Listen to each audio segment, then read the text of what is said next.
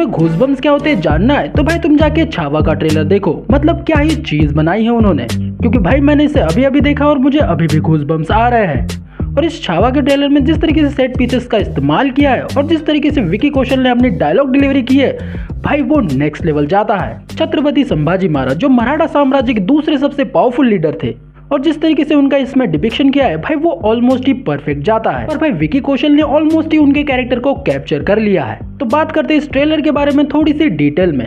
तो भाई सबसे पहले मैं तुम्हें मराठा साम्राज्य का थोड़ा सा बैकग्राउंड देता हूँ, जो कि तुम्हें मूवी देखने से पहले बहुत ज्यादा जरूरी होगा। तो भाई मराठा साम्राज्य में सबसे महान शासक छत्रपति शिवाजी महाराज को माना जाता है। उन्होंने मुगलों के खिलाफ लड़ाई करके स्वराज्य का निर्माण किया था और उनके स्वराज्य में सभी के लिए समान अधिकार थे, ना कोई भेदभाव ना कोई ऊंच नीच। इन सब के बाद भी छत्रपति शिवाजी महाराज युद्ध कला में भी बहुत ज्यादा निपुण थे। पर ये कहानी उनके बारे में नहीं है, ये कहानी है उनके पुत्र उनके छावा छत्रपति संभाजी महाराज के बारे में। छत्रपति संभाजी महाराज मराठा साम्राज्य के दूसरे सबसे ज्यादा ताकतवर रूलर थे और सिर्फ पावर की बात नहीं है, वो बहुत बड़े स्कॉलर भी थे। उन्हें ऑलमोस्ट 10 से ज्यादा भाषाओं का ज्ञान था। वो ऑलमोस्ट साथ ही युद्ध कला में भी वो माहिर थे। छत्रपति संभाजी महाराज अपने पिता छत्रपति शिवाजी महाराज के ही परछाई थे और ये मूवी उन्हीं के बारे में होने वाली है। जहाँ जब छत्रपति शिवाजी महाराज के निधन के बाद छत्रपति संभाजी महाराज ने मराठे स्वराज्य की नींव संभाली, वो मराठा साम्राज्य के नए वारिस बने। और छत्रपति शिवाजी महाराज के जाने के बाद औरंगजेब को लगा कि मराठा साम्राज्य अब कमजोर हो चुका है और अब उसे जीतना काफी ज्यादा आसान होगा। पर ऐसा नहीं था, क्योंकि उनके रास्ते में छावा खड़ा था। संभाजी महाराज ने औरंगजेब के नाक में इतना ज्यादा दम कर दिया कि भाई वो सो भी नहीं पाता था। जिसके बाद भाई औरंगजेब, जिसका रोल इस मूवी में अक्षय खन्ना प्ले कर रहे हैं, पहली बात तो भाई कोई भी उन्हें रिकॉग्नाइज ही नहीं कर पाया, क्योंकि बहुत ही अच्छी कास्टिंग की है लिटरली।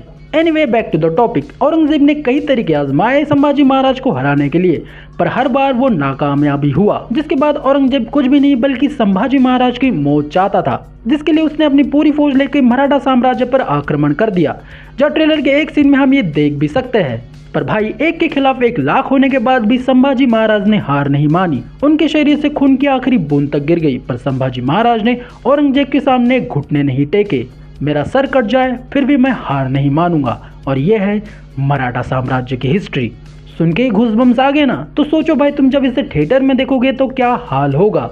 ऊपर से इस मूवी को मेडॉक फिल्म वाले प्रोड्यूस कर रहे हैं, जिनकी भाई अब तक कोई भी मूवी बुरी नहीं हुई है। और जब ये मूवी वैलेंटाइन के दिन थिएटर्स में रिलीज होगी तो भाई तुम एक बार के लिए अपनी गर्लफ्रेंड को भूल जाओगे, पर जो एक्सपीरियंस ये थिएटर में प्रोवाइड करेगी वो आप नहीं भूल पाओगे। क्योंकि भाई ऐसी मूवीज दशकों में एक बार आती है और अगर मेडॉक फिल्म वालों ने इसे अच्छे से पुल ऑफ कर लिया तो भाई ये one of the greatest film of all times बन सकती है। मूवी में पोटेंशियल है, खास करके इसकी स्टोरी में। और जिस तरीके से विकी कौशल का परफॉर्मेंस है भाई, मुझे नहीं लगता कि ये मूवी कहीं से भी गलत होगी। बस अब इंतजार है 14 फरवरी का, क्योंकि इस मूवी को थिएटर में देखने के लिए और मैं इंतजार नहीं कर सकता। और जिस तरीके से ट्रेलर में शॉट्स का इस्तेमाल किया है भाई, वो मूवी का केओसनेस दिखाती है। जहाँ इस सीन में जहाँ लड़ाई हो रही है और इस सीन में जब संभाजी महाराज अपनी बुद्धि का परिचय दे रहे हैं और इस सीन में जब वो अपनी युद्ध नीति का परिचय दे रहे हैं, ट्रेलर को देखकर लगता है कि भाई क्रिएटर्स ने सभी पहलुओं पर बहुत ही बारीकी से ध्यान दिया है। और हाँ, मुझे बस 2 नेगेटिव चीजें दिखी।